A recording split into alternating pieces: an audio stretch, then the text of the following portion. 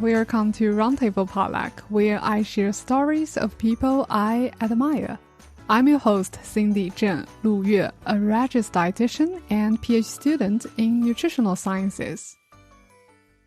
Probably one of the biggest things I think about within the context of this work is all of the ways that people can be in between. And so I am examining in-betweenness in this very highly specific situation for transracial Chinese adoptees. But how does this in-betweenness also manifest in other people's lives? And so you mentioned that as an international student, one of the people on my thesis committee was biracial, half Asian and half white, and he talked about resonating with many of the experiences that I described in my thesis as someone who's mixed race.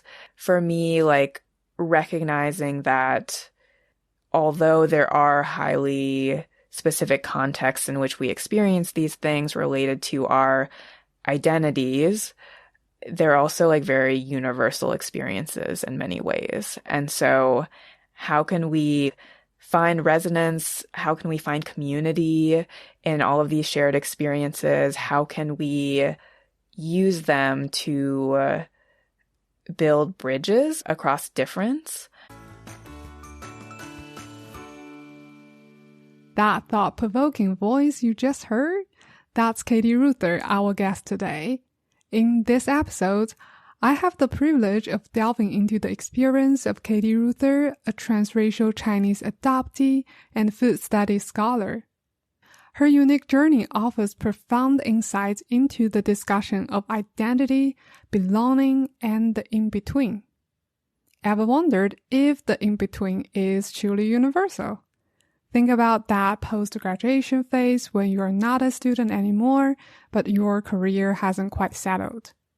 Picture the immigrant straddling two worlds, or the Beijing/Shanghai drifters torn between city dreams and rural roots. This in-between is a dynamic space where diverse paths converge. Today, we are exploring it with Katie through a unique food perspective. Let's jump into it.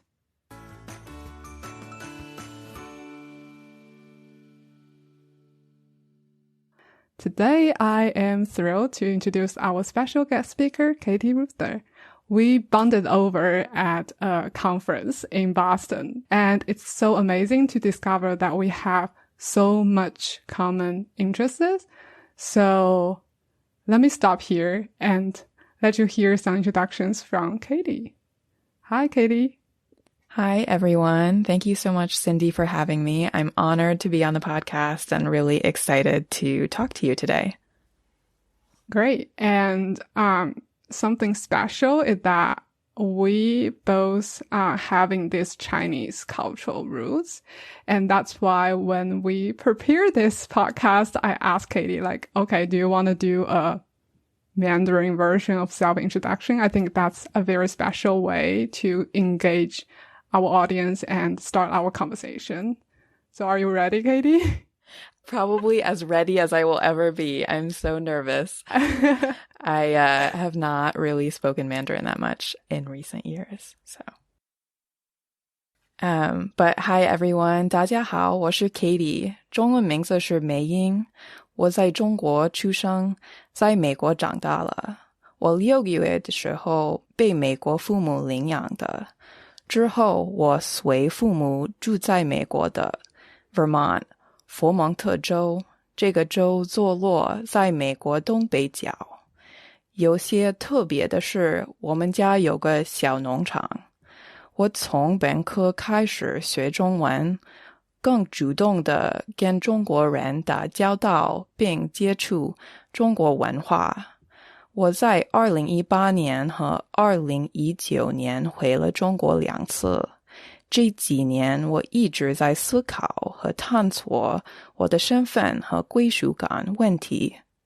比如说，在美国 Transracial Chinese Adoptees 被跨种族家庭收养的中国孩子和其他的亚裔如何认识他们的身份，他们又可以在哪里找到归属感。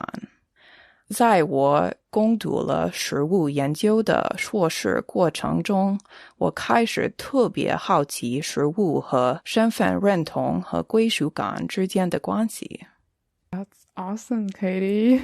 It must be a lot of processing on how to put up a Mandarin version of your intro, right? Yeah, I think I have probably a hard enough time trying to figure out how to introduce myself in English. But then, yes, of course, adding the Mandarin layer onto is a whole other thing. Yeah. So something I want to ask in today's episode, also because my own curiosity, is your Chinese name, because I think that name is a beautiful name. And I wonder if there's a special stories you can share with us. I would actually love to hear your thoughts on the name as well. But yes, so my Chinese name was supposedly given to me by my birth parents in China. I was left at the Ningbo train station when I was a couple of months old, and I was left with a handwritten note that had my given name and also the date and the time that I was born.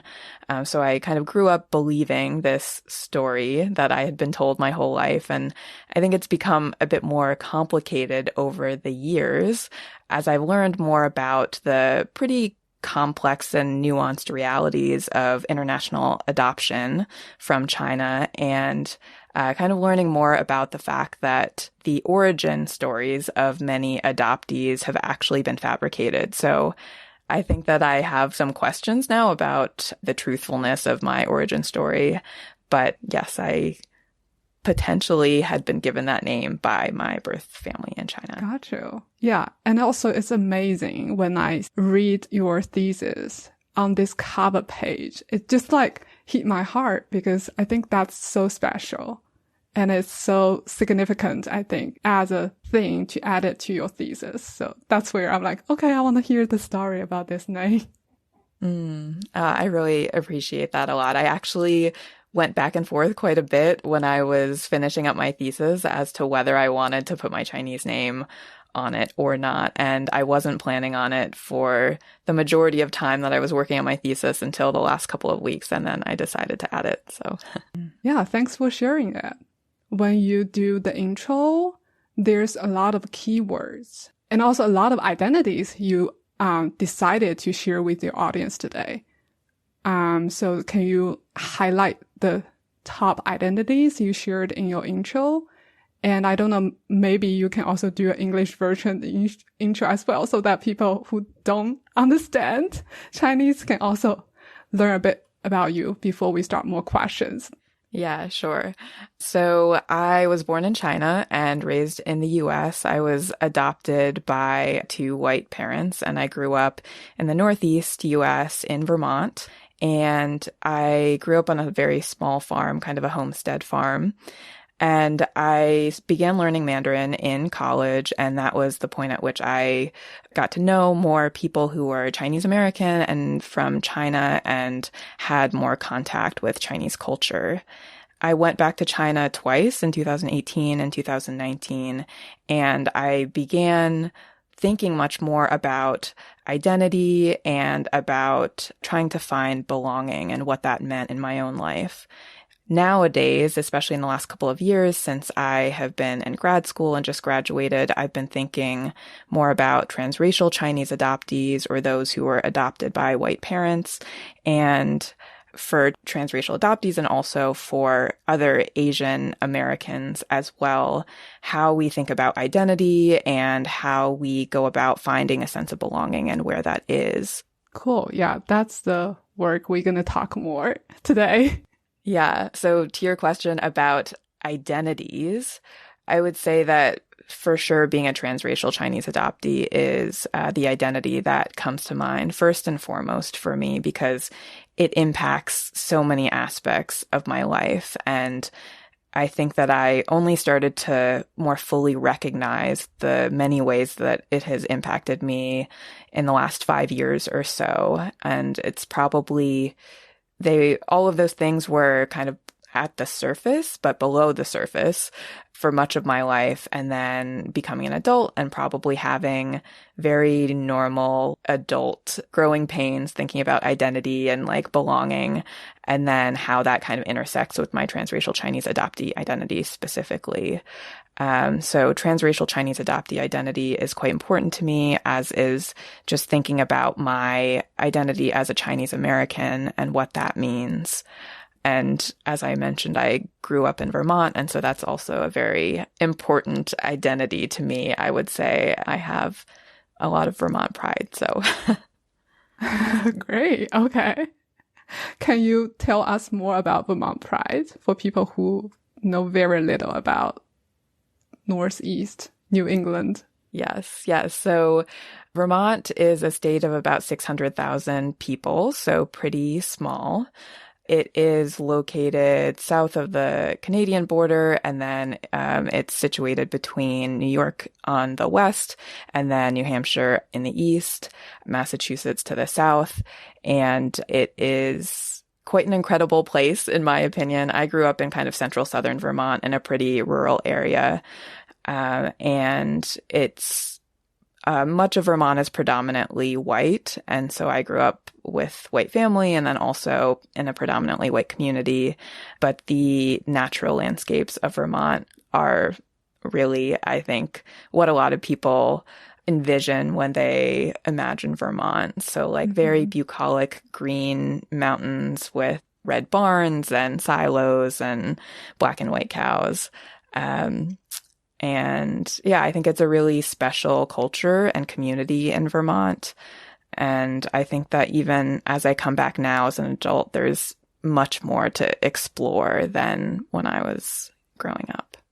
Yeah, that's amazing. Great pitch for Vermont.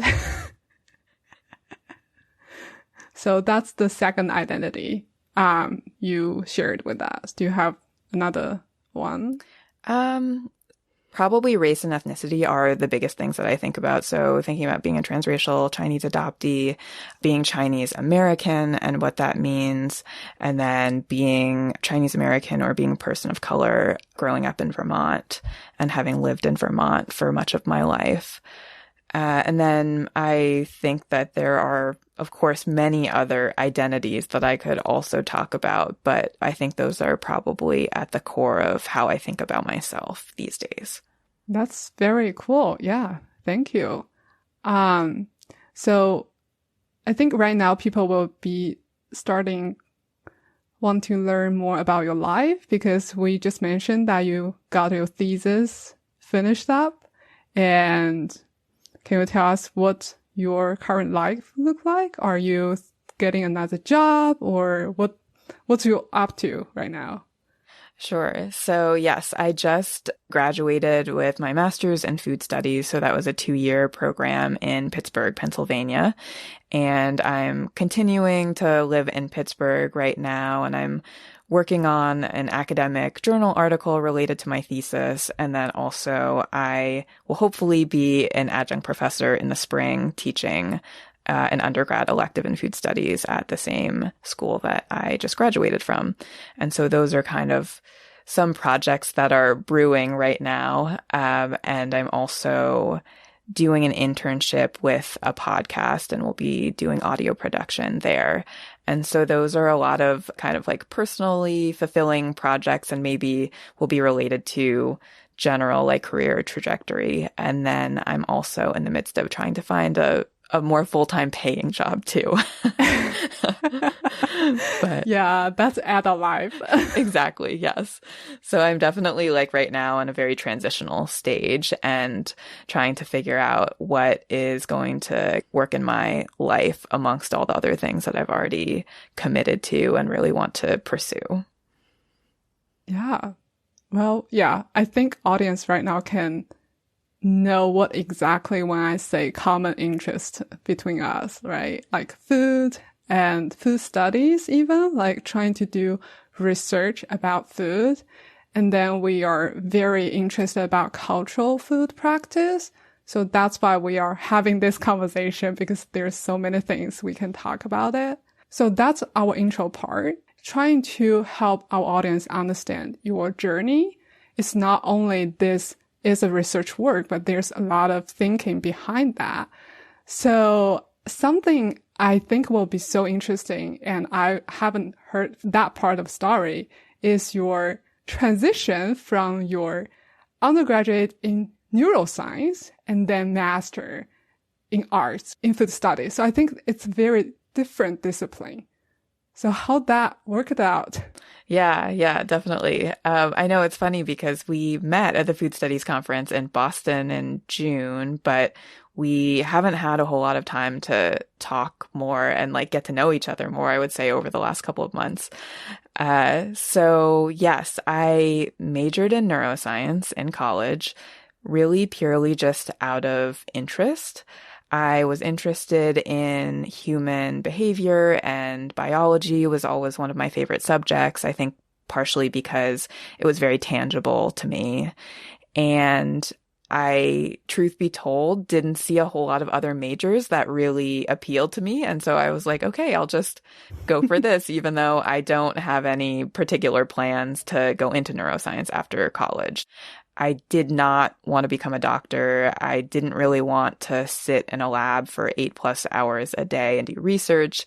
And so I didn't know where it would lead me, if anywhere, but I decided to embark upon that journey. And I learned a lot, and I think that I'm grateful that I majored in neuroscience. But at the same time, I had some internships in college that were food and agriculture related, primarily summer internships.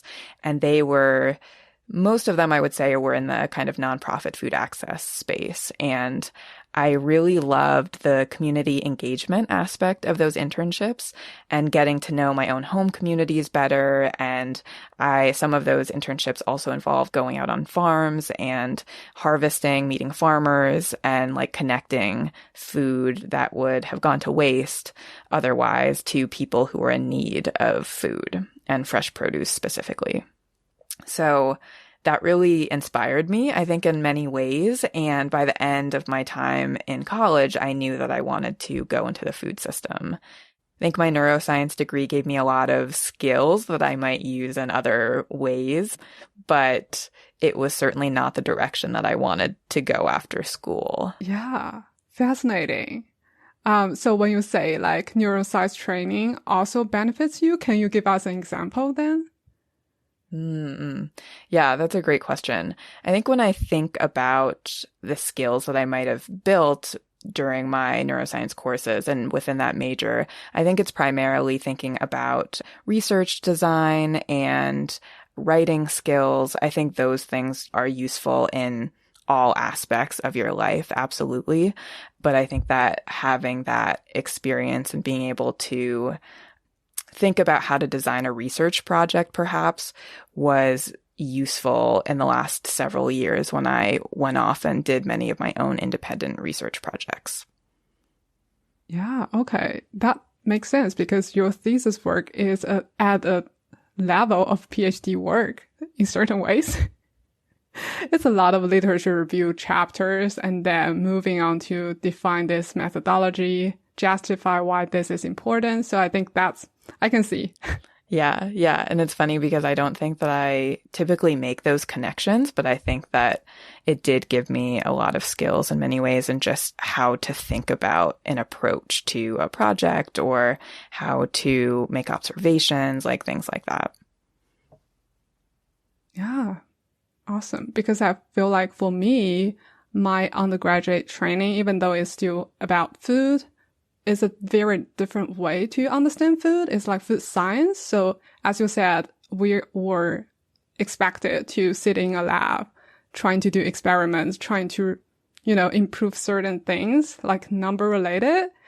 But for me, I learned that I'm more passionate about communicating with people, understand their behavior. And that's where I'm start thinking about nutrition education after my undergraduate learning. So yeah, I think that's interconnected in many ways. Yeah, absolutely. And I'm curious for you thinking about what you've done in the past several years within the food system and now where you are in your PhD. And when you look ahead, do you feel like you want to change the track perhaps of going from more like hard science in some ways to more like people-oriented work, or what does that look like? Wow, that's a great question, Katie.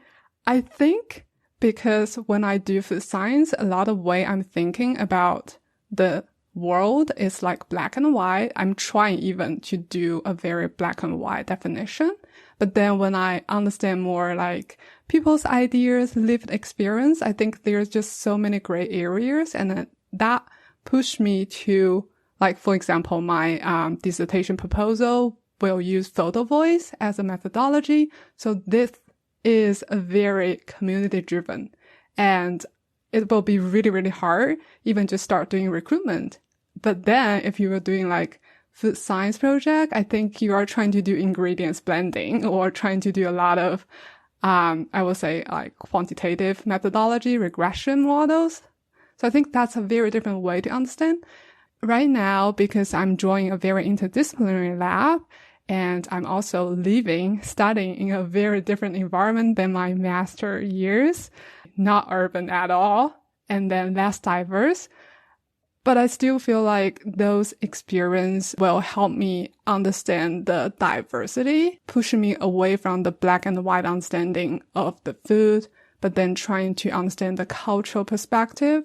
And then that's something I think is fascinating because it's hard to define in many ways. That's where I want to highlight people's voice. Yeah, I don't know if that's a good answer.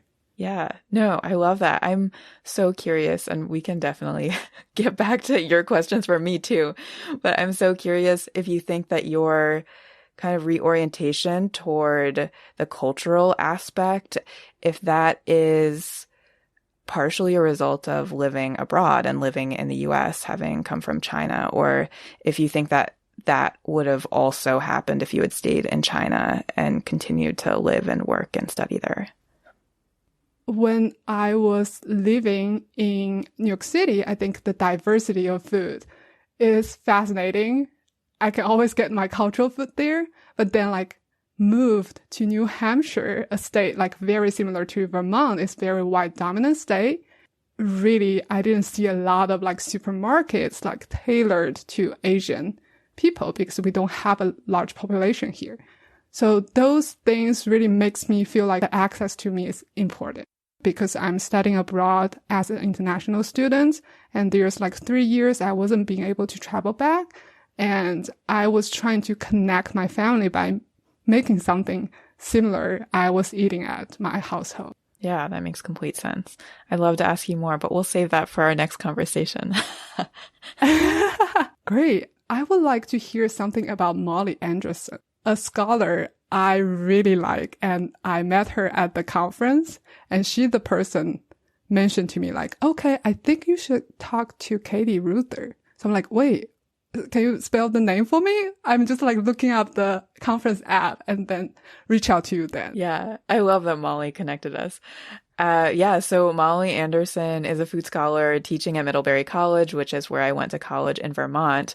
And I took 2 classes with Molly, actually my very last semester at Middlebury. The first class was an agroecology class, and the second class was, I think, Introduction to Food Systems Issues.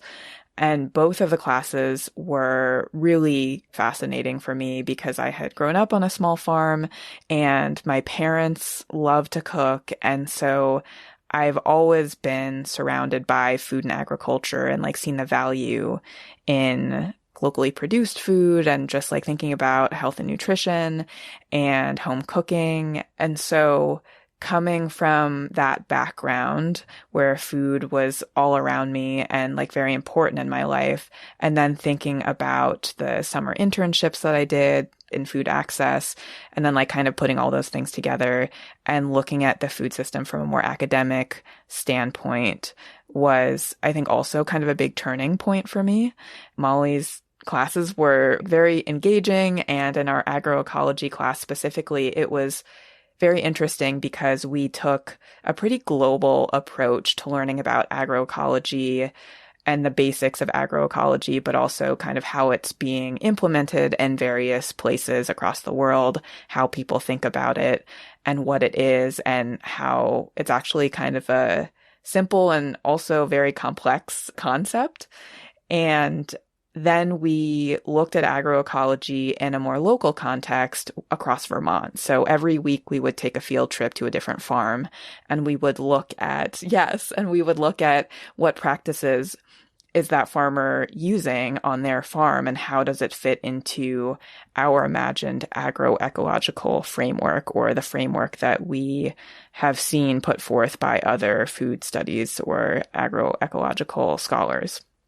So that really, I think, got me thinking about so many different things, and it got me really excited about learning about food and food systems in an academic context, which is why I eventually went to grad school for food studies. Great. That's a great point to transition to your thesis work. So I can share with our audience the title, but I would love to hear your definition to help lay people understand some key concept you used in your title. So Katie, your thesis title, Navigating the In-Between, Chinese Restaurants and Asian Grocery Stores as Contested Sites of Belonging for Transracial Chinese Adoptees. So how about we start with the word in between? Yeah, the title is a bit of a mouthful.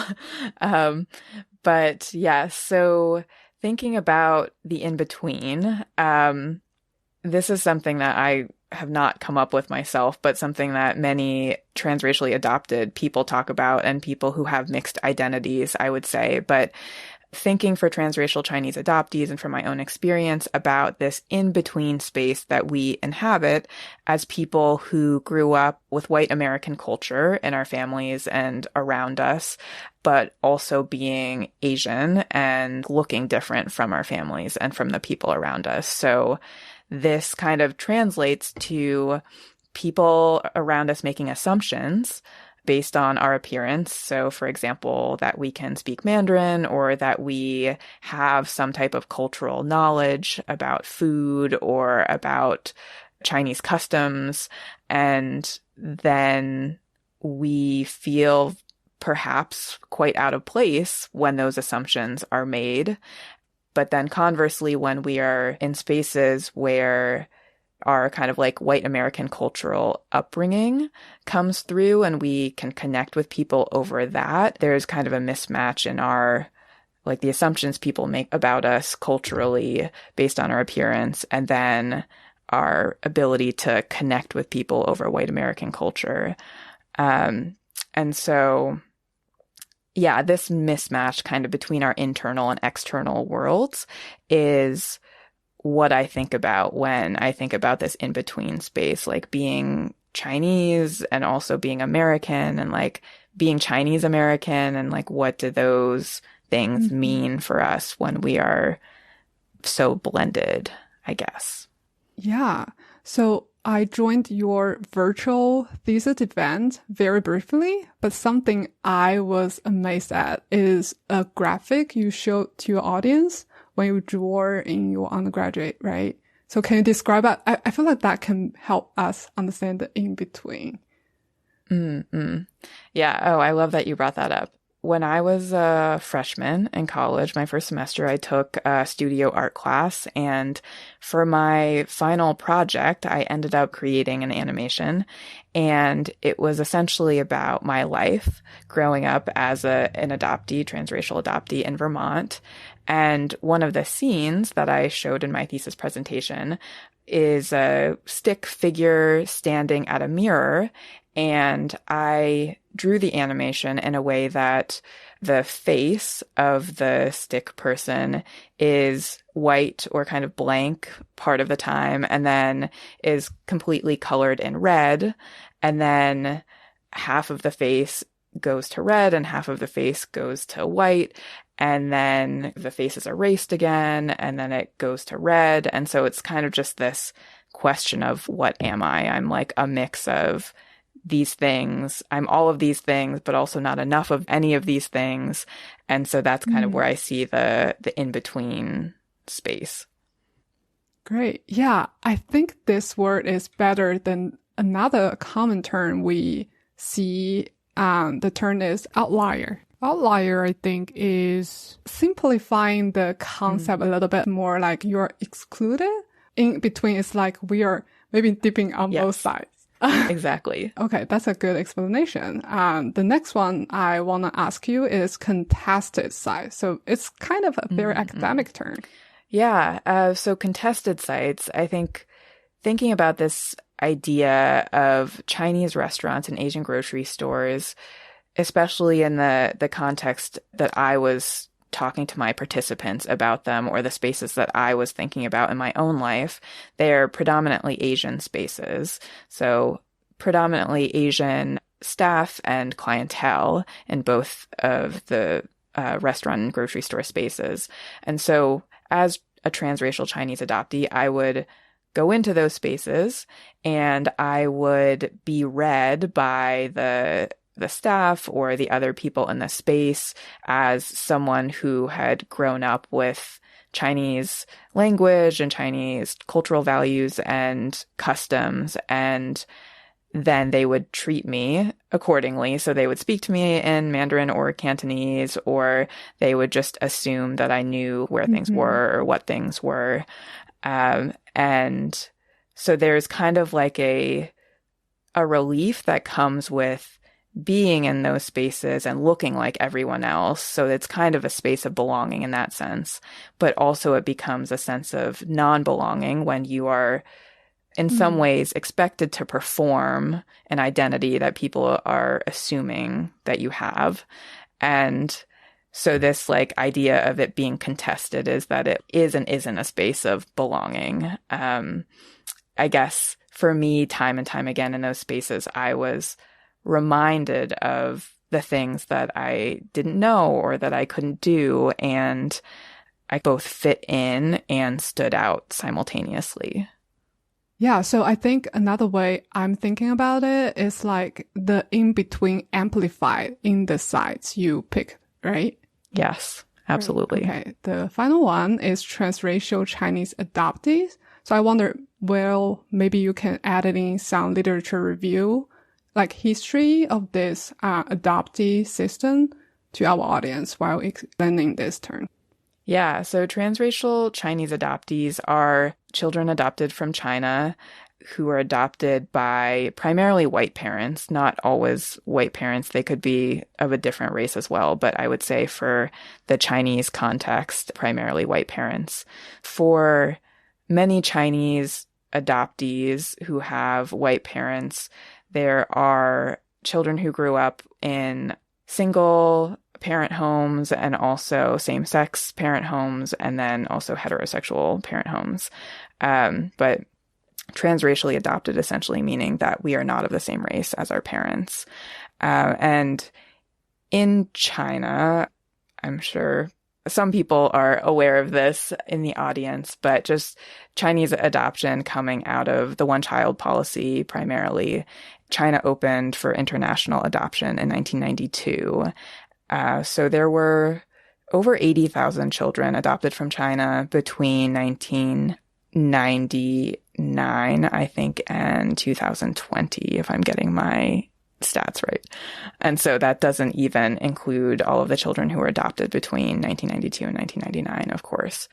So hundreds of thousands of Chinese adoptees across the world. The U.S. is certainly one of the countries that has adopted the most children from China. Yeah. Okay, that's good. Refresh of the connections. So can you give us a snapshot of your research? Like, what did you find? What stand out to you? Yeah. There's so many things, of course, unsurprisingly. So in my research, I ended up conducting 19 semi-structured interviews. 11 of them were in person across 3 different cities, and 8 of them were virtual. They were all with transracial Chinese adoptees between 22 and 30 years old. And through these conversations, I was interested in people's relationship to Chinese food and their experiences in Chinese restaurant and Asian grocery store spaces. But beyond that, I was very interested in their general upbringing, their exposure to Chinese culture, their connection to Chinese culture growing up and as adults. their racial identity formation, their views on Asian, Chinese, American adoptee identity, and also on community and belonging. And so we covered a very wide range of topics. And in fact, we probably only spent 25 or 30% of the time talking about food and food-related spaces. That leaves so much more unexplored data that I didn't even really include in my thesis because it was just out of the scope. But yeah, so it ended up being probably like over 30 hours of recorded conversation and probably over like 500 pages of transcripts. And it was really incredible to hear everyone's stories, of course, and just to see so many of my own experiences reflected back in food spaces and when it comes to Chinese food, but also just kind of across our lives as well.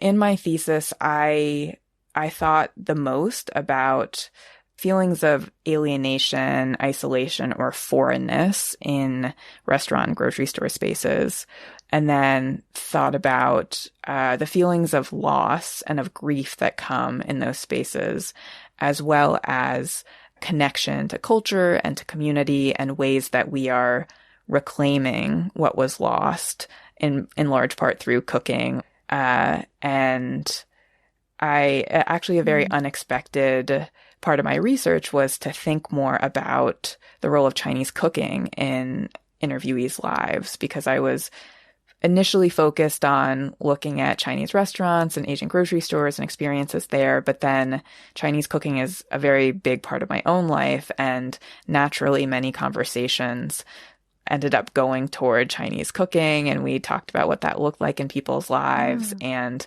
I wish that I had had more time to explore that actually. And in the future, if I wanted to do more research related to this topic, it would probably be to delve more into people's approach and experiences to Chinese cooking at home as adults. But yeah, that's kind of like some of the things that I touched on. Awesome. Yeah. Wow. That's a lot of work when you mentioned how many transcripts you have ended up. Wow.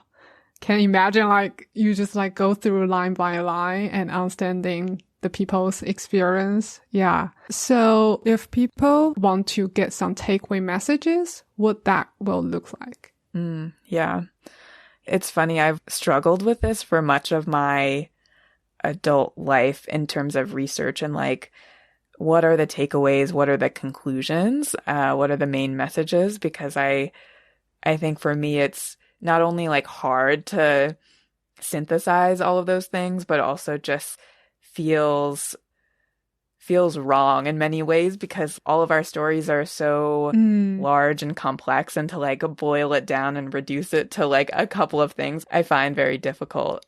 But I think within the context of my thesis, it really was a thesis about identity and about belonging in the end. And so I had to wrestle with the concept of identity and what that really means. And identity for me emerged as a very fluid relational concept that is constructed through activity and interaction with others in a particular time and place. So really identity can be kind of ever-changing when you think about it in this way. We are both subjects and agents within our world. And while we may be independent agents in many ways, kind of being able to act accordingly, we're also bounded by social and cultural constraints. And so just thinking about in my life, in the lives of my participants, and for other transracial Chinese adoptees, the ways in which we are able to take control over the identity formation process, but also the ways that we're constrained by our environments, whether that's immediate environments around us or the social, cultural, political context in which we exist in America and the greater world. So ultimately, I would say it became clear that consuming Chinese American culture alone is not sufficient to establish security in our Chinese American cultural identities and sort of realize an associated sense of belonging. And in the food realm, learning about eating, cooking Chinese food are a few of the many ways that adoptees are creating and kind of owning the identity process. I would say that the stories that my participants shared about how they're doing this really speak to the fact that cultural identity and belonging are malleable. They're often unique, but they're also acquired in many ways through kind of an active process. Yeah. So I think if I remember correct, I think in your conclusion part, there's something stand out to me. I think it's one participant talking about like, it's okay, this in-between status. Because I feel like when we see this title, we are assuming we can get a clear cut, like we are between where, right? But then I think from your interview, it's interesting to hear this in between is okay. So can you elaborate a little bit on that? Yeah, I think that is a major point that for me, I think I've also found this in my own life, but it was really reassuring for me to hear from so many of my participants, people within and outside of the realm of food are coming to have a lot of acceptance around their kind of in-between identities. So there's a lot more comfort around not being one thing or another. And so, for example, in the quote that you're talking about, I think there are actually many quotes that speak to this, but yeah, so like someone saying, I kind of recognize that I cook Asian American food, and it's sort of a reflection of my mixed identity as someone who is Asian, is Chinese, but also grew up in America, and I have access to these ingredients and this cooking know-how and this equipment, and I went to China and I studied abroad, and I have like some favorite foods from there that I try and recreate, and I recognize that what I make is not going to be the same thing that I would get in China or even get in a restaurant here, but that's okay.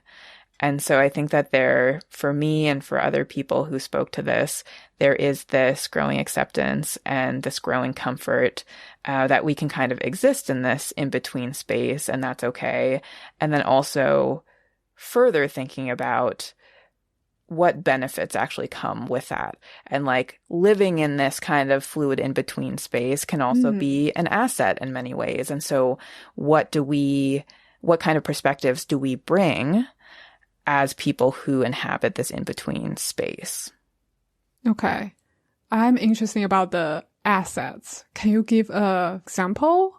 When your participant mentioned one of the assets, what that look like? So funnily enough, I feel like there were not any concrete examples given in this case, but I really continuing to raise questions around our identities and trying to have a greater definition, perhaps, of what can exist under an identity label was very important to many people I spoke to. So having a very essentialized, imagined concept of what being Chinese American looks like, and that is for many people the classic immigrant experience. So your parents immigrated from China and you grew up in a certain way, and feeling like because I don't fit into that, I can't call myself Chinese American, and increasingly being like, there are many ways to be Chinese American.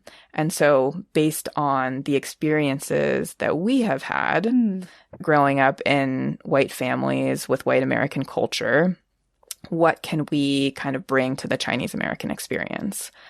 And for one of my participants, the upbringing that he had, the probably social and cultural upbringing he had in his white family, and how he attributed his socialness, his ability to talk to anyone, his curiosity about people, he attributed a lot of that to his white parents and the ways that they exist in the world, and compared that to many of his non-adopted Chinese American friends, and said that's just like was not something that their parents or their families really enforced or kind of demonstrated. And so that's definitely not a specific example of the in-between space and the assets that come along with that, but just thinking about the fusion of our identities and how growing up in white families can make us very different from non-adopted Chinese Americans who grew up in Chinese/Chinese American households. I don't know. That's probably, if I had a bit more time to think about it, I could think more specifically, but. Well, that's good to me then, the answer. I think it's hard to define because there's just like so many varieties over there. Even when it comes to assets, that can be very difficult to understand if there's a certain way, certain pattern. Any scholar, the work they are doing is very interconnected to their personal life. So when I read your literature review, I think this part is very interesting about your travel experience. So can you tell us that experience and how that connected or inspired you to start this thesis work? Yeah, definitely. And I guess going back to your question, I was just reflecting on it a little bit more too. And I'm curious about your perspective on this as well, being an international student living in America. But I think that, so I'm kind of making an assumption here, but perhaps you are also like existing in somewhat of an in-between space, like different from the one that I inhabit as a transracial Chinese adoptee, but also like kind of similarly feeling in between in some ways. And for people who inhabit this kind of space, you kind of learn how to shapeshift, if you want to say, or like adapt, blend in, or just kind of fall into various environments and social situations and figure out how to adjust to those.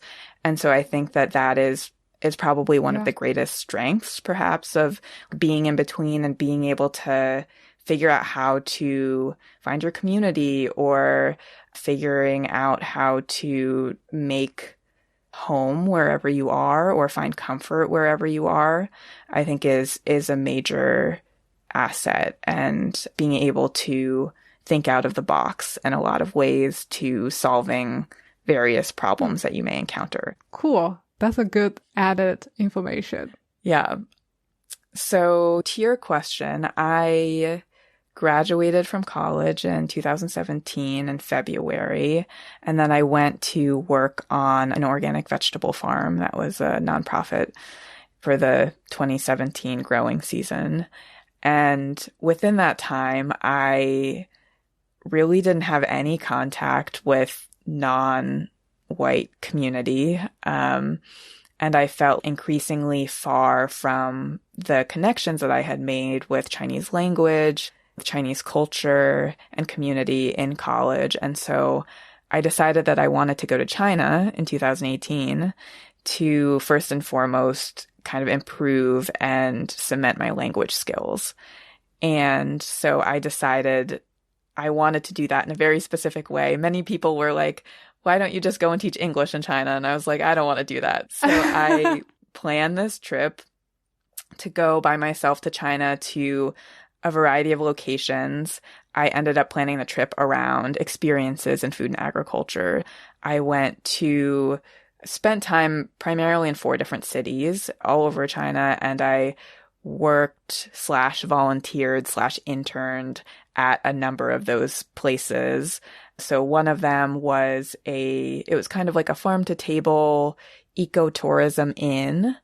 And then there was a mushroom production facility where it was like a factory of some sort where we were essentially like packing and like starting mushrooms that would then be sent out to farmers to grow out. And then I was at a botanical research institute doing like communications and preparation for an international conference that they were holding. And then I was on an organic farm in Beijing.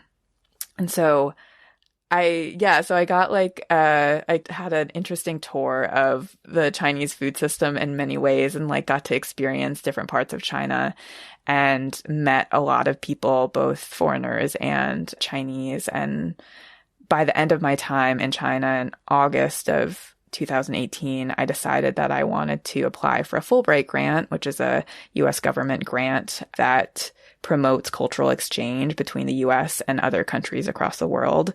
And I applied for the Fulbright grant to go back to China a year later to study organic agriculture. And I got the grant and I went back to China in 2019 and was there for the fall of 2019 doing a language program. And then I was set to start my research on organic agriculture in December and then be there for 10 months. And then, of course, COVID happened. So I had to come home, unfortunately, in February of 2020. But that's, in short, a little bit about my time in China. Cool. And then I have so many questions after that. Yeah. So I think when you mentioned 2018 trip, I think you visit 4 different places. Is it more like a mix of urban and suburban or like rural? I would say it was a pretty good mix. I was in the first place that I went to, it was quite rural. So yeah, it was probably not the best first place to go. I don't know, just because it was so rural. No one spoke English, but it was great. It was like very immersive and it was, I feel like, a very defining experience. But then increasingly, I went to more urban areas. And then when I was on the farm in Beijing, I was actually outside of the city. So also, again, on the rural side. So I got a pretty good mix, I would say, of urban and rural. Great. Okay. Follow up on the Beijing side. Have you visited the Beijing farmers market? Yes. I did go to one of the farmers markets because the farm that I was at actually had a booth. So I went one day with one of the staff members and I got to experience the farmers market. Okay. Can you describe the experience a little bit more? Did you figure out any discrepancies between what you expect to see and what it looks like? I would say it was actually remarkably similar to farmers markets that I have experienced in the US. I actually connected with the woman who started / one of the people who started the farmers market in Beijing, who is Chinese, but studied abroad in Western countries and kind of brought that model back to China with the more Western farmers market concept. And so basically you envision people who are coming to sell their produce or whatever products they make. There's actually someone who made cheese, had gone to France and studied cheese making and had a whole assortment of cheeses there. And so many different types of products, but they have their tables and they have their products there and are selling basically direct to consumer.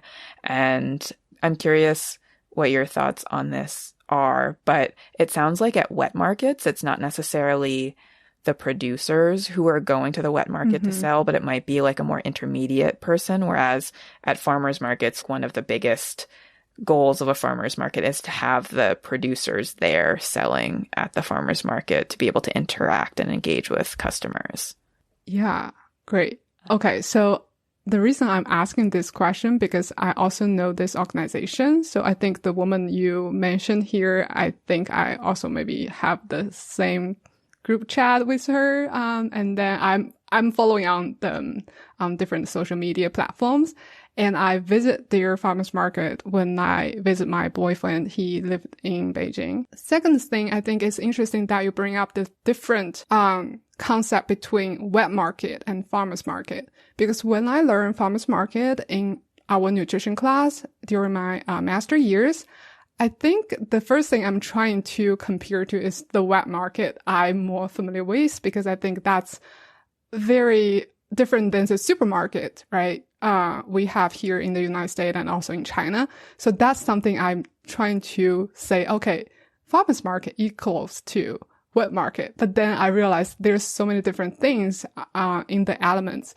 For example, like direct to consumer is one key reason to have a farmer's market. But wet markets, I think for a lot of developing countries in Asia, they have this tradition places. I don't think that's temporary. I think usually they will be at 24/7-ish operations of this facility to help people get their food. Well, you won't see a 1 pound grounded pork package. Those like personalized things, I think it's similar to the farmer's market. So yeah, that's the interesting part when I hear you have a little bit more experience about learning food systems in China. Because of the pandemic, I wasn't able to explore more about food system in China with my education in the United States, because I feel like a lot of things different, but I cannot tell if I'm not there, you know? Yeah. So many differences between wet markets and farmers markets that I'm sure I haven't thought of. And I really appreciate that you brought up the point of temporary versus more permanent establishments, because I think that is a huge thing, especially when it comes to food access. But I would really love to talk to you about your experience and knowledge of the Chinese food system and observations of the food system in the US in comparison at a later date. Yeah, we need to do a couple more in this year. Yeah. That'll be fun. So, okay, since you're so interested in this agricultural food production, I think that may be related to your experience growing up on a farm. Do you think there's a, link I can draw from that? Yeah, for sure. I think that having grown up on a farm, our farm had animals primarily. So my mom had a vegetable garden.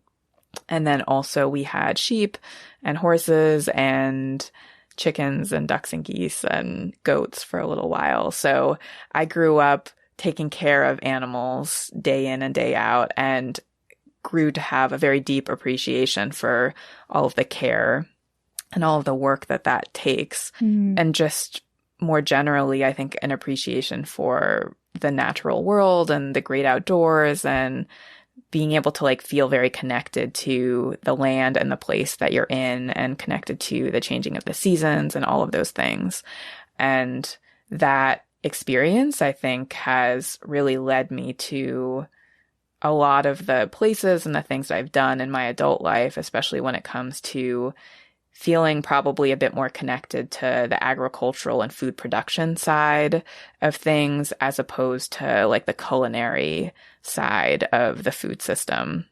And of course, there are a lot of other things going on there. But I think that I have a lot of values that were instilled through growing up on a farm, and also just my interests and kind of the work that I'm attracted to and the stories that I'm attracted to exploring often focus on experiences with agriculture and in the outdoors. Oh, yeah. I think this really stands out to me because I think that set the baseline differently.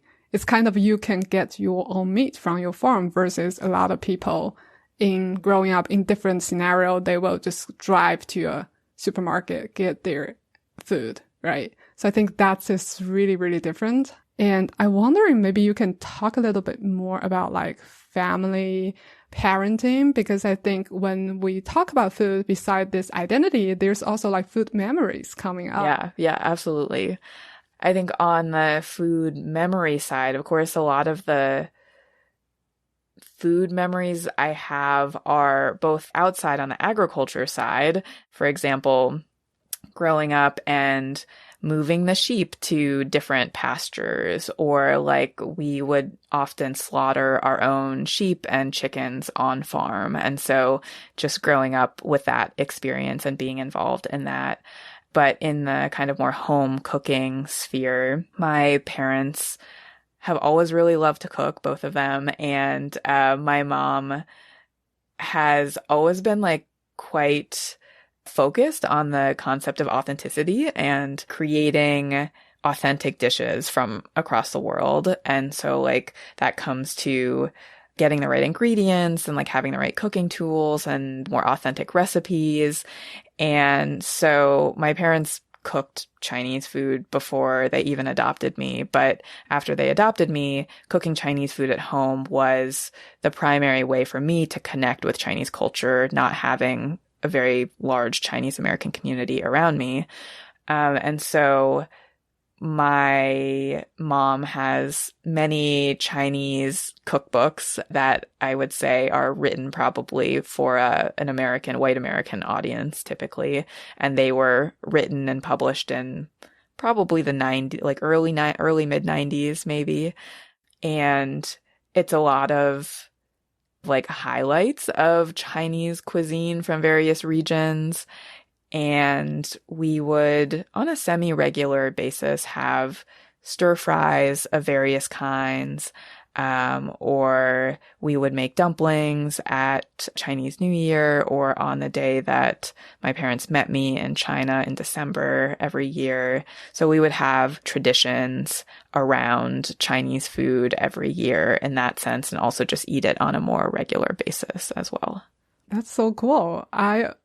I'm really glad to hear how your mom make efforts to create cultural appropriate food, meeting her standards. I think that's really nice. And then sounds like cooking in a white dominant community to you is an accessible way to learn this cultural food identity. Yeah, I think that's absolutely true. I think that's one of the things that really struck me when I was talking to other Chinese adoptees who grew up with white families in different geographic locations. Often going to Chinese restaurants was the most accessible way for them to find and connect with Chinese food and culture. Whereas for me, I actually didn't grow up going to Chinese restaurants very often at all. And so it was mostly just cooking at home that I was eating our version of Chinese food. And very rarely we would go out. About 30 minutes away is one of the bigger cities in Vermont, and there would be a Chinese American restaurant that we would go and eat at. Or my grandparents lived in the Washington, D.C. area, and so if I would go and visit them, we might go out to a Chinese restaurant there and have a very different experience with Chinese food than I would in Vermont. But yeah, primarily my experience with Chinese food was actually cooking it at home as opposed to eating it out. Wonderful. Great. And I just realized you also made mooncake over the weekend, right? Is it last weekend, right? Huh. Yes. So did you bring to your parents, or how that celebration looked like to you? Yeah. Yeah. So I was in Pittsburgh the weekend before Mid-Autumn Festival, and I decided to make mooncakes. And it's something that I had thought about off and on for many years, but had never really committed to. But actually another Chinese adoptee friend of mine was making them, and I decided to make them as well. So I shared them with friends in Pittsburgh, and I also brought some up to Vermont and shared them with my family as well. And so it's a lot of fun now, I would say, to be able to cook and make many more Chinese dishes and perhaps traditional festival foods, and share them with my family and expand our repertoire of Chinese foods now, from what we would eat when I was growing up to now my list of Chinese foods that I make on a pretty regular basis is quite large. And of course, it is hard in Vermont to even access a lot of those ingredients, which I have been thankful to be able to access in Pittsburgh or other places that I've lived. But that is certainly, as you well know, a major barrier to being able to recreate those foods. Yeah. So you said it was the first time you made the mooncake when you sent it over the pictures to me? Oh my God, you look professional. I'm like, oh wow, Katie probably did this before, so that's why each one is thank perfect. You so much. Yeah, it's certainly, I think, for me, being able to go off and make something like that, I know it's going to be quite a process. And I think just for me, mooncakes, making them was just a process because of all the steps involved, but the actual process itself I didn't find very difficult. But it might just be at this point because I cook and I bake quite a bit. And so I have a lot of experience with different things, and I don't find it like too intimidating to try something new like that. Nice. And then the way you learn making mooncake is not cookbook, right? Right. Yeah. I think that's another great point, is that for like the majority of my Chinese cooking, I actually do cook out of cookbooks. And for mooncakes, though, like for the recipe that I used, I did use an online recipe. That's something that I actually don't do that often. I'm kind of like a purist in that way, I would say, in that I often use cookbooks, and I like very rarely ever like will go on YouTube and like watch cooking videos or do anything like that. And so it's primarily just like books and my own trial and error type experience. Yeah, I will say that's very different than many Chinese people like living in China. The way they learn cooking, I feel like traditionally it's from your mother or your grandmother, and scaling, measuring up, like using cup, ounces. I think those things sounds absurd to my grandma.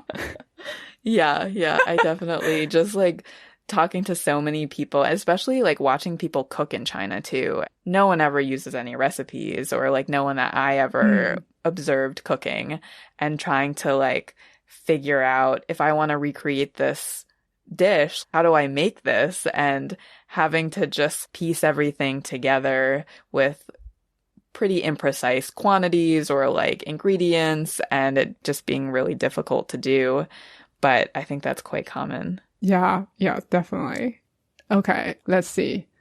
Getting a little bit off track, but I think we can also talk about the storytelling. In the beginning, you shared you also do internship at a podcast project. And I personally think the research methods you use for your thesis has a lot of common with storytelling. Yeah, I think that's true. I think storytelling is quite a large umbrella, I think, and the term can be applied in many different ways in many different contexts. So for my thesis, I used autoethnography and ethnography, individual qualitative interviews, participant observation. So part of my thesis was actually to go to restaurants and grocery stores with participants and talk about their experiences in those spaces and their impressions, and kind of to figure out like what is their normal routine perhaps when they go into those spaces. And then I also held 2 focus groups with a number of the participants that were virtual focus groups, and we delved a bit more into specific themes that I had observed across interviews. And yeah, I think certainly like the methods that I used in my thesis are all like have connected threads to storytelling for sure. And I think for me, when I think about my interest in storytelling, I'm always interested in how people got to where they are today and why they think the way that they do, and why they take the approach that they do to certain things in their lives, and kind of like thinking about how their interests developed. I have found it really interesting that I'm always drawn to very minimum amount of production around stories. I am drawn to oral history, I think in part because it gives the narrator or the interviewee or the storyteller autonomy to say whatever they want to say. And then it is there for the record, and it's unedited essentially. And so I think I often have a difficult time trying to edit and cut things, like cut people's stories in various ways or like direct them. And I think that probably comes from my own experience feeling like my story, my complete story has not been recognized, and like not wanting to edit other people in that way, and just feeling like I'm not an expert in anything, and I don't want to like have the final say on like whatever their story is that goes out into the world. But there's like a whole other side to that as well. But yeah, getting off track. I don't know. Do you have any other specific questions about storytelling? And well, not necessarily. Well, the storytelling passion, I think, is something I see we shared. The reason I'm also doing podcasting, personal interview, is because I feel like by learning their stories, I learned something. Because when I share this story, maybe someone will benefit from that. And I personally benefit because I was engaging in this conversation. And I think from a research perspective, sometimes it's hard because we still have bias. So it's hard if we doing some editing, whether or not that can be you do a conclusion paragraph, right? So that's all those editing you added on the original story. Yeah. Yeah, absolutely. I think you brought up so many great points there. I think it's part of it is, yeah, you learn so much about yourself and about the world when you hear other people's stories. And with a podcast, for example, like being able to give other people a platform to tell their own stories is a huge thing for me. I think the other kind of like flip side of thinking about not wanting to edit things and wanting to leave stories in their raw form is thinking about accessibility. I think in many ways, journalists or people who are like editing and trying to reduce things in some ways, trying to take away main points, that could be seen as making that information more accessible in some ways. So there are, of course, multiple sides to all of this, trying to think about elevating undertold stories and giving people a platform to tell their completely unedited story, their experience, but also trying to figure out how can we make this information more accessible if someone is not going to sit down and listen to like an hour and a half unedited interview, or there are many, I think, accessibility considerations too. So those are all things that I'm thinking about. Absolutely. Yeah, good point. Yeah, I like the accessibility discussion. It's hard. I feel really fortunate to do storytelling is because there's also feedback from your audience. That part is also rewarding and very reflective to me. So one question I have here is when you're presenting your work, like thesis work or like conference posts, I wonder like what kind of interesting, inspiring feedback did you receive? I think often it was from people who had perhaps never considered any of the perspectives that I was presenting in my research. So that was one camp of people who were like, wow, I've never even thought of this. And it's given me so many insights and like new perspectives and ideas to consider in my own life. That's certainly like one response that I got. And then the other main response that I got was from other transracial Chinese adoptees or other adoptees within the community, just being really appreciative of having more research, more documentation, more records for history that explore the adoptee experience, because it, like any human experience, it is very diverse, very nuanced. And I mean, my thesis has only really explored like a very, very small slice of even the transracial Chinese adoptee experience. I think I was really just very heartened to hear so much positive feedback from the adoptee community and recognition that I had put a lot of care into creating my thesis and that they felt that care. And they just really appreciated, I think, the representation and to have more research out there that exists that kind of shows people that we're here and that we have a very multidimensional experience. That's so cool. Yeah, I think it's about visibility. Like a lot of times those research can highlight people who are more like marginalized to the mainstream. Exactly. Did you ever share your work with your parents or your friends?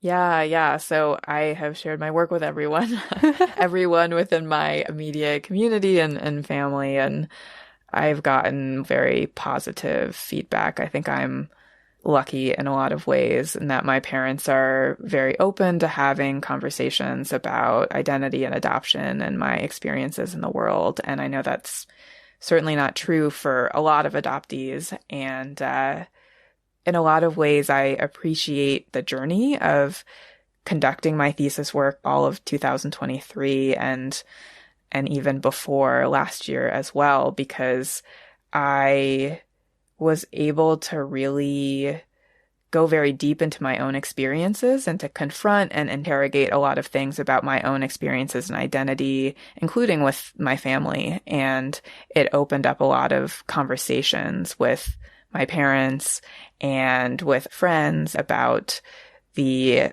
multifaceted adoptee experience. That's so cool.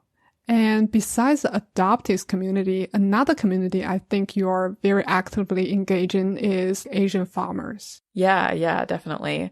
Which is funny because that's actually how you and I connected more, I think, is over this previous independent research project that I did. And when I was at the Food Studies conference, other people, I was sharing with them about my work with Asian American farmers, and they were actually quite interested in that as well. So when I got back from China in 2020, I created this project to interview Asian American farmers across the US, and it was a completely virtual project. I ended up interviewing 21 Asian American farmers and one fisherman, and I was trying to interview people who were more in our age demographic, so people who were like in their 20s and 30s. It was quite a mix of second generation or later generations, some adoptees, some biracial farmers.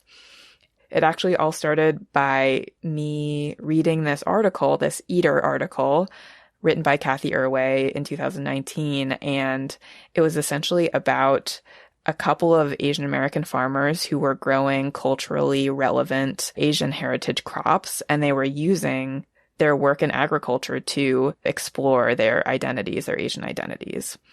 And I just felt like that really resonated so much with me and all the thinking that I was doing around identity and also food, but those things largely existed pretty separately in my mind and in my work.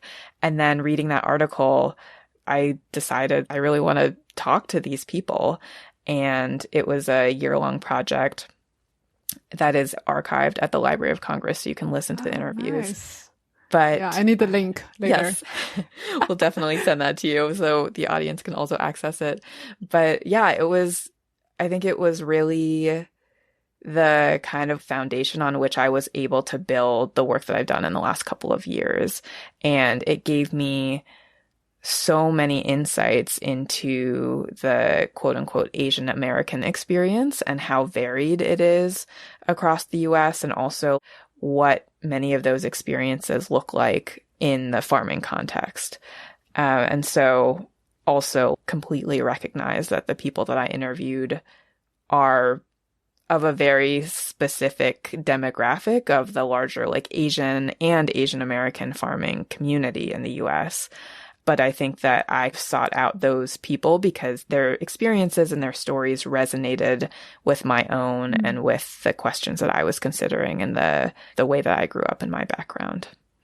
That's cool. A lot of things connect, like how they using farming as a way to explore their identity. Exactly. When I read through your article, you shared the Folk Life article, You Belong Here, Asian American Woman in Agriculture.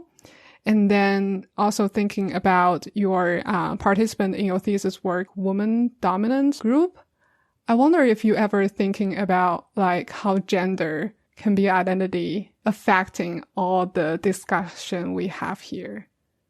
Yeah. I mean, that's certainly another huge dimension, which I honestly have not even fully jumped into.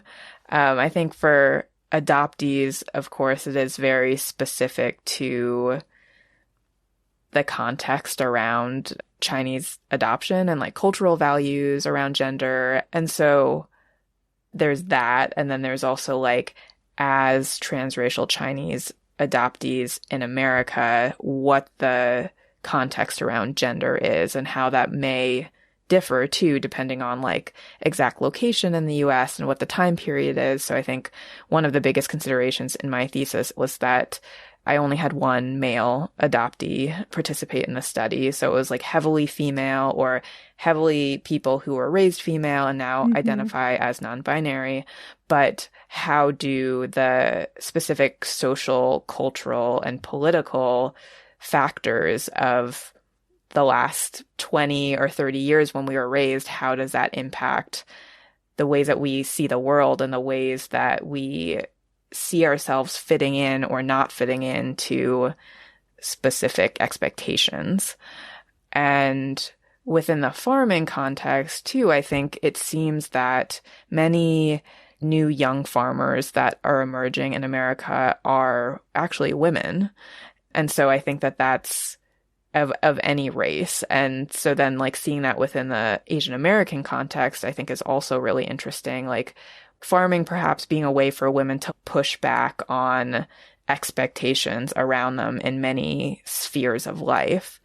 And that's also something that I asked many of my farmer interviewees, and people kind of spoke to that to varying degrees, but I wasn't able to really focus on that specifically in my research. But I think that's certainly another interesting piece of all of this.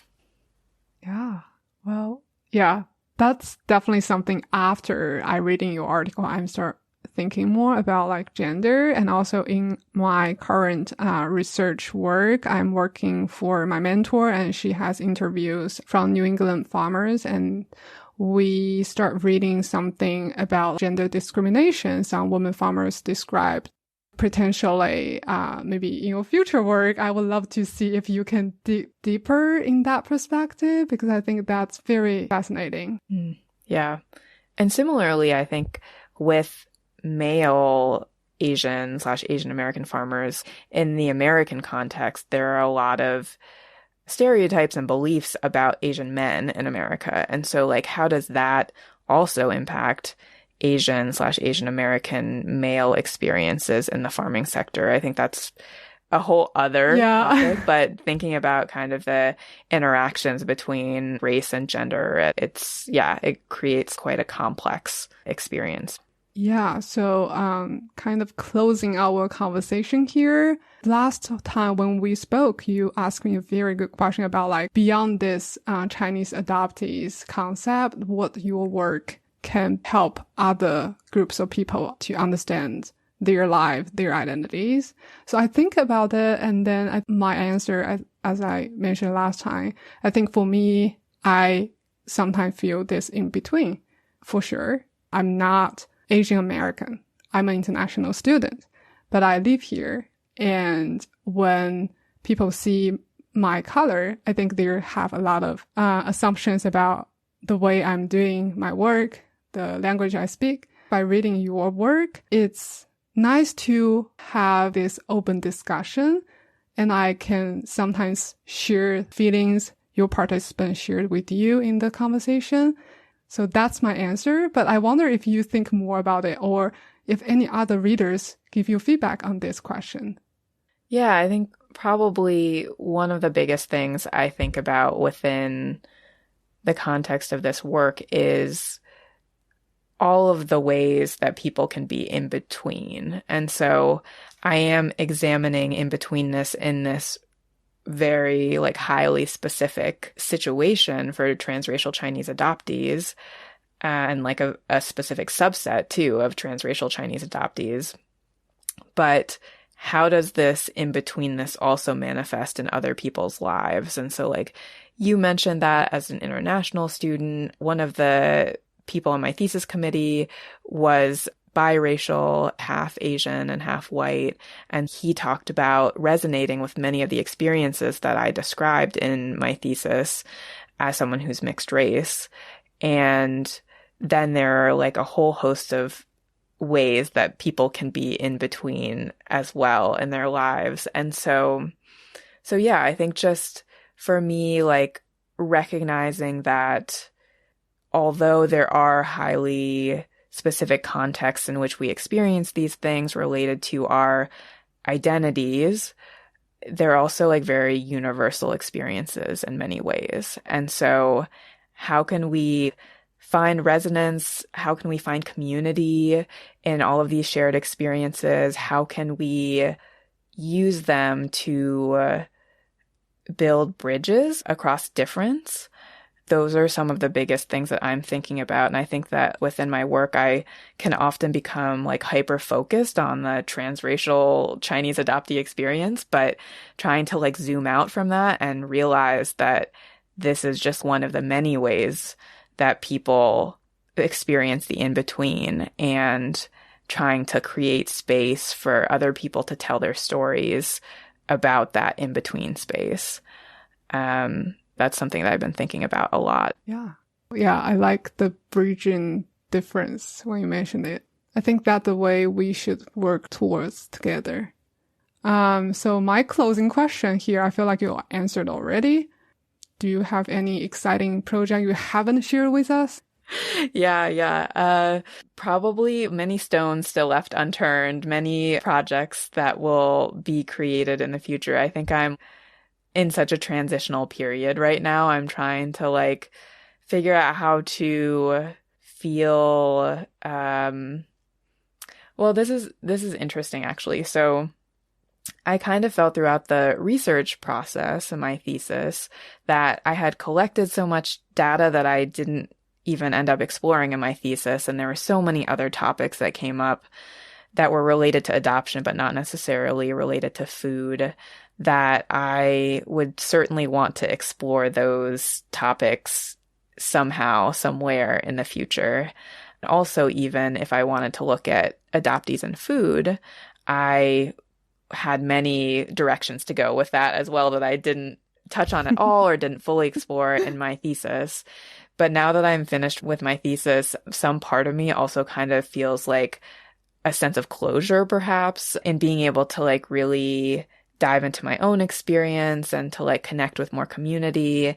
And so I feel a little bit like I'm at an intersection of which direction do I go? Do I like continue going down the adoptee food path, or do I continue just going down the adoptee community path and identity, or do I like do something completely different? I think looking at food and identity generally will always be like a big part of my work in the future, but I'm certainly trying to evaluate what projects I want to pick up now in the future.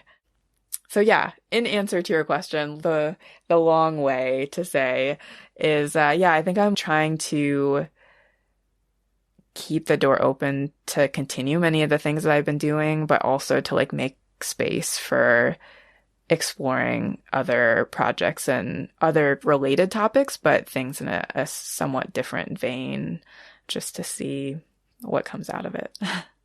Yeah, that's great. Yeah, that's the reality. I feel like you need a team to achieve what you want to. I hope you can find someone who are also very passionate about this Chinese adoptee topics and identity. And I think that can be a way to leverage your data. And I think even this podcast today will be a great way to introduce your work, and hopefully people who are interested about it, you'll click the hyperlink to read a little bit more about the abstract of your thesis. It's nice. I can see how you're passionate about like being recognized and helping more people see this community. So that's really nice. So anything you want to add it? I just really appreciate all of the time that we've spent together and getting to know you and talking about my work. All of the questions that you've asked have been such thoughtful questions, and I'm really looking forward to talking to you more about your own experiences too. Yeah. Thank you. Thank you, Katie, for giving us the time.